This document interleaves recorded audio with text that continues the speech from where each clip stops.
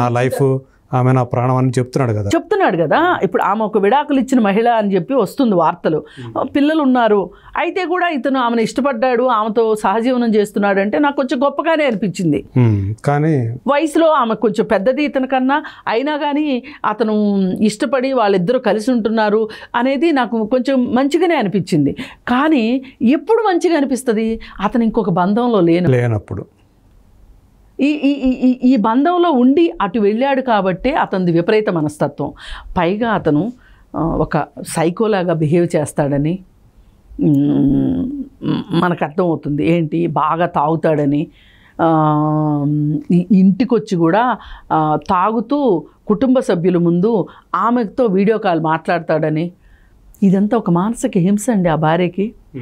అసలు నేను అంటాను, ఇంత హింసించే భర్తతోటి ఉండొద్దు. మనం ఎందుకు మన వ్యక్తిత్వాన్ని చంపుకుని ఇలాంటి భర్తలతో ఉండాలి? కానీ చాలామంది భార్యలు ఆలోచించేదండి, పిల్లలు ఉన్నారు, పిల్లల దగ్గర వచ్చేటప్పుడు ఆగిపోతారు, తమను తాము శిక్షించుకోవడానికి సిద్ధమైపోతారు. ఈ పిల్లలకు తండ్రి ఎట్లా? నేను పిల్లలకు తండ్రిని లేకుండా చేయడం ఏంటి? రేపు సమాజం ఎలా, రేపు మన పిల్లల్ని సమాజం ఎలా చూస్తుంది? కానీ వీళ్ళు అనుకుంటారు, అంటే వాళ్ళకున్న పరిమిత జ్ఞానంలో వాళ్ళు అలా అనుకోవడంలో తప్పు లేదు. కానీ ఇలాంటి హింస, కుటుంబ హింసల మధ్య పెరిగే పిల్లలు కూడా ఆరోగ్యకరంగా ఏం పెరగరు. మానసిక ఆరోగ్యం వాళ్ళకు కూడా ఏమీ బాగుండదు. మనం ఎన్నో ఎగ్జాంపుల్స్ చూసాం. పదే పదే ఒకే ఫ్యామిలీ గురించి మాట్లాడడం కూడా కరెక్ట్ కానీ కాదు. కానీ చాలా ఫ్యామిలీల్లో, ఇవాళ సెలబ్రిటీ ఫ్యామిలీల్లో చూస్తున్న వ్యవహారాలన్నీ చూస్తూ ఉంటే ఈ డబ్బు తాలూకు ఉన్న సంబంధాలు వాటి వికృత రూపాలకి వాళ్ళ పిల్లలు బలవుతున్న వాళ్ళు చాలామంది ఉన్నారు. మరి అందుకే ఎవరైనా ఆలోచించాల్సింది ఏంటి అంటే, విడాకులు అనేది మన జీవితంలో ఒక భాగం మాత్రమే. పెళ్ళి ఒక భాగం ఎట్లాగో విడాకులు కూడా ఒక భాగం. ఆ భాగంగా చూడండి మీరు. అదేదో మోయలేని భారంలాగానో లేకపోతే ఇంకోటో అనుకోవద్దు. ఎందుకంటే మీకు ఒక రోడ్డు క్లియర్ అవుతుంది. ఇప్పుడు బలవంతంగా ఒక బంధంలో ఉండే కన్నా ఇప్పుడు శిల్ప ఉన్నారు, అదే ఈమె గనక ఈ సంవత్సరమో క్రితం సంవత్సరం అంతకుముందు సంవత్సరమో అతనితో విడాకులు తీసుకుని ఉన్నట్లయితే గనక ఇవాళ అతని మృతి గురించి ఆమె అంత బాధపడాల్సిన అవసరం ఉండేది కాదు. ఆమెకు కూడా ఒక క్లారిటీ వచ్చి ఉండేది. ఆమె ఈలోపు ఒక వృత్తిలోకి వెళ్ళుండేది, చూసుకునేది. ఇప్పుడు పెళ్ళి ఎంత మన లైఫ్ని సెటిల్ చేస్తుంది అనుకుంటున్నామో, కొన్నిసార్లు విడాకులు కూడా సెటిల్ చేస్తాయండి జీవితాలని. ఒక క్లారిటీ వస్తుంది. ఇప్పుడు నేనేం చేయాలి, నేను ఎలా ఉండాలి, నేను ఇంకొక బంధంలోకి వెళ్ళాలా, లేదు ఇలాగే ఉండాలా, నేను ఇలాగే ఉంటూ నా పిల్లల్ని చూసుకోవాలా, ఇలా ఆమె లైఫ్ని ఆమె స్ట్రక్చరైజ్ చేసుకుంటుంది. కరెక్ట్. చేసుకోవడానికి విడాకులు అనేది చాలా అవసరమైన విషయం. ఎప్పుడు ప్రతి ఒక్కళ్ళు విడాకులు తీసుకోమని చెప్పట్లా. ఇలా పొసకదు అనుకున్నప్పుడు మీరు అసలు పెళ్ళిళ్ళకి ముందే ప్రీ మ్యారిటల్ కౌన్సిలింగ్కి వెళ్ళడం కరెక్టు. ఇవాళ ఉన్న పరిస్థితుల్లో సరే ప్రీ మ్యారిటల్ కౌన్సిలింగ్కి వెళ్ళలేదు, తర్వాత అయినా సరే మీకు పొరపత్యాలు వస్తున్నాయి అనుకున్నప్పుడు మ్యారిటల్ కౌన్సిలింగ్కి వెళ్ళి వాళ్ళ ముందు మీ బాధలు, మీ కష్టాలు, మీకేమన్నా మంచి విషయాలు ఏమన్నా ఉంటే మంచి విషయాలు అన్నీ మీరు వాళ్ళ ముందు వాళ్ళ టేబుల్ మీద పరిస్తే వాళ్ళు ఆలోచించి అసలు ఇద్దరిలో ఎక్కడ మిస్టేక్ జరుగుతుంది, ఎక్కడ కాంట్రవర్సీస్ వస్తున్నాయి, ఎక్కడ వీళ్ళకి కలవట్లేదు అనేది మాట్లాడి మీకు సూచనలు ఇస్తారు. అప్పటికి కూడా నచ్చలేదు అనుకోండి, హ్యాపీగా మ్యూచువల్ కన్సెంట్ తోటి విడాకులు తీసేసుకోండి. మీ దారులు మీరు చూసుకోండి. ఆ తర్వాత అదే చందుతోటి ఈమె విడాకులు తీసుకుని ఉన్నట్లయితే ఇవాళ ఆమె చనిపోయిందని అతను చనిపోతే కూడా ఈమె ఆడవలసిన పని లేదు, ఏమీ లేదు. హ్యాపీగా ఈమె జీవితం ఏమి గడుపుతూ ఉండేది. ఎంత బరితెగింపు కాకపోతే నీకొక భార్య పిల్లలు ఉన్న తర్వాత ఇంకొక ఆమె సహజీవనంలో ఉంటూ నువ్వు చనిపోవడము ఎంత బాధ్యతారాహిత్యం అండి ఇది. ఆ ఎంచుకున్న మార్గం, చావు అనేది, ఆత్మహత్య అనేది ఎంత దుర్మార్గమైన చర్య అసలు ఆ కుటుంబానికి. అంటే ప్రేమ చంపేంత ప్రేమ, చచ్చేంత ప్రేమని అసలు ఒప్పుకోకూడదండి. అది అసలు ప్రేమే కాదు, అది ఒక నిర్ణయం. ఆ నిర్ణయానికి మీరు ప్రేమ అని పేరు పెడుతున్నారు.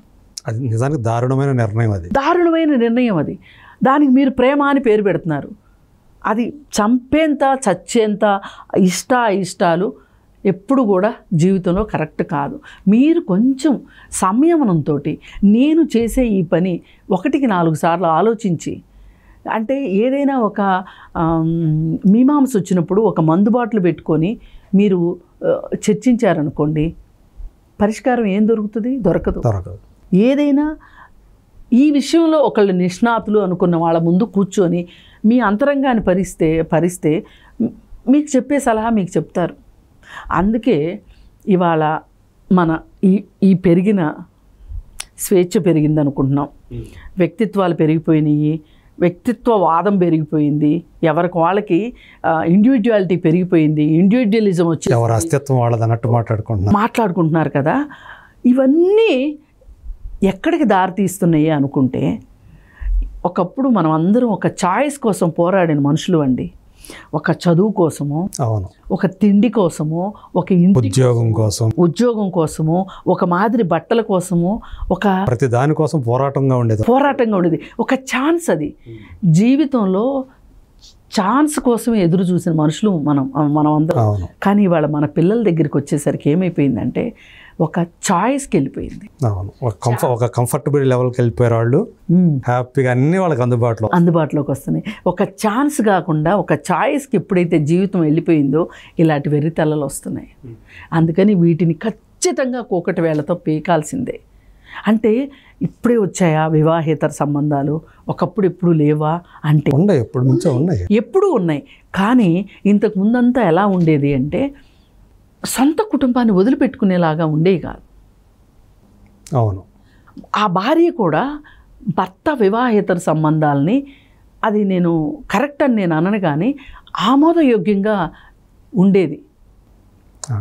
అలా అంటే అప్పుడు ఆ విధంగా మేనేజ్ చేసేవాళ్ళు. స్ట్రక్చర్ అలా ఉండేది. మళ్ళీ మనం ఇతని నుంచి బయటకు వస్తే మనకు కష్టమైపోతుంది కాబట్టి అతని నీడలోనే ఉందామని అప్పట్లో ఆడవాళ్ళు అనుకునేవాళ్ళు.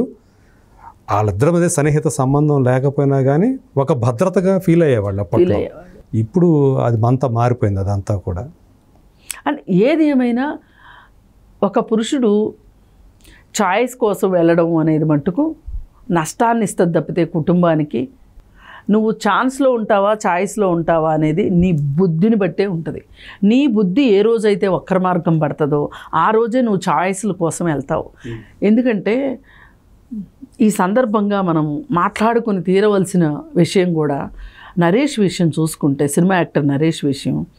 ఒక పెళ్లి చేసుకున్నాడు, ఒక ఛాన్సు, విడాకులు అయిపోయినాయి, ఒక బాబు. మళ్ళీ రెండో పెళ్లి చేసుకున్నారు అంటే అక్కడ విడాకులు ఇచ్చారు. మళ్ళీ రెండో పెళ్లి చేసుకున్నారు, ఒక బాబు, మళ్ళీ విడాకులు ఇచ్చారు. So line clear. మళ్ళీ ఇంకొక ఆమెను పెళ్లి చేసుకున్నారు, ఒక బాబుని కన్నారు.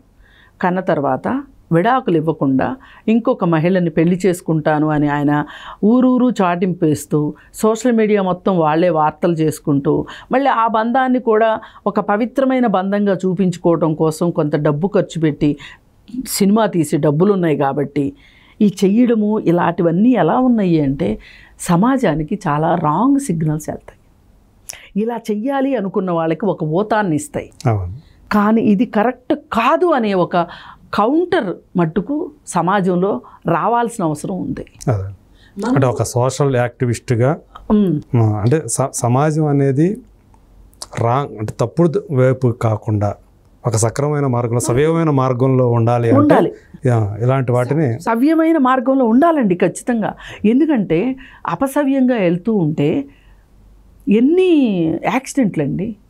ఇప్పుడు మనకొక మనకు తెలుసు, మనకొక బాగా ట్రాఫిక్ ఉంది అన్నప్పుడు ఒక ట్రాఫిక్ కంట్రోలర్ ఉంటాడు. ఒక్క 5 నిమిషాలు ట్రాఫిక్ కంట్రోలర్ లేకపోతే అంతే ఎంత ధ్వంసం అయిపోతుంది అంతే. ఇది కూడా అదే. అందుకోసం ఏంటంటే మనము అడల్టరీ చట్టాన్ని అడ్డం పెట్టుకునో, లేకపోతే సహజీవనం చేయటం తప్పు కాదనో, వివాహేతర సంబంధం తప్పు కాదనో అనుకుని మనం మన జీవితాలను నాశనం చేసుకోవద్దు అని చెప్పటానికి చందుది ఒక తాజా ఉదాహరణ. ఏది ఏమైనప్పటికీ అతని భార్య, అతని పిల్లలు ఎవరైతే ఉన్నారో వాళ్ళు మట్టుకు వాళ్ళకి ఒక స్వాంతనగా మట్టుకు మనం వాళ్ళకి ధైర్యాన్ని ఇవ్వాలని మట్టుకు కోరుకుంటాం. అవును, సామాజిక పరంగా ఒక ధైర్యం ఇవ్వాలి.